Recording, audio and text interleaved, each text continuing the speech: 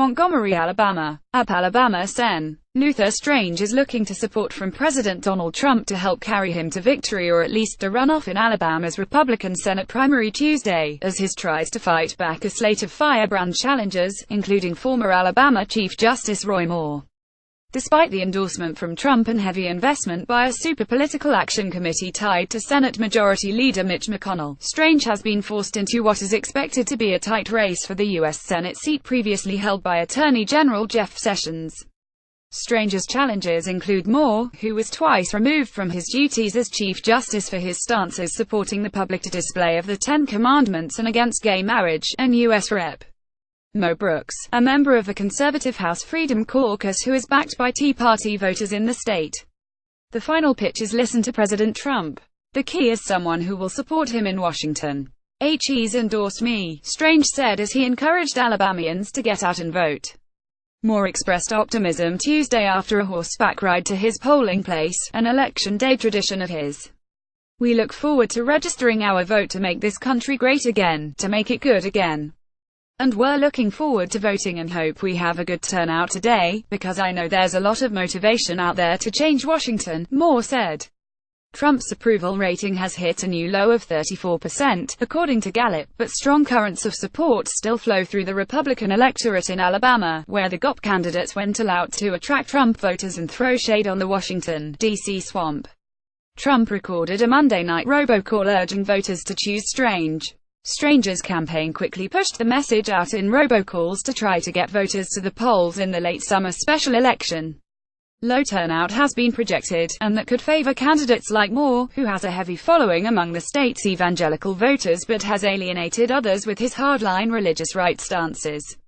Strange said he believes the momentum is on our side with the president's tweet and robocalls, but said the race is likely to end in a runoff because of the crowded field. Voting was steady at St. James Methodist Church on the outskirts of Montgomery, where retired teacher Tommy Goggins said he turned out specifically to keep Roy Moore from getting it. He's being kicked out of everything he's done. The Democratic side is also crowded but has escaped most of the drama of the bitter GOP race.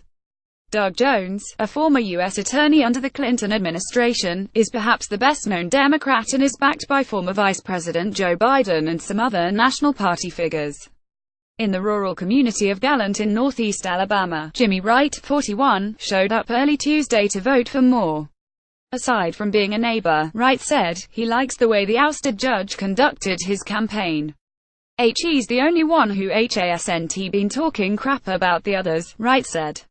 Trump's support for Strange didn't matter to him, he said.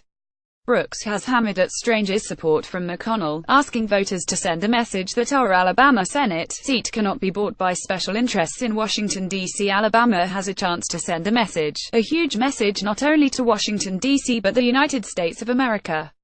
We can send a message that we are tired of this don-nothing Senate, Brooks said. Strange was Alabama's Attorney General before he was appointed to the Senate in February by Gov. Robert Bentley, who soon resigned in scandal.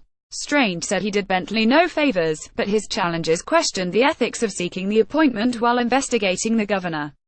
The crowded GOP field increases the odds none will get a majority Tuesday, putting the top two finishes in a September runoff. Other Republicans on the ballot include Sen. Tripp Hittman and Christian Coalition leader Randy Brinson.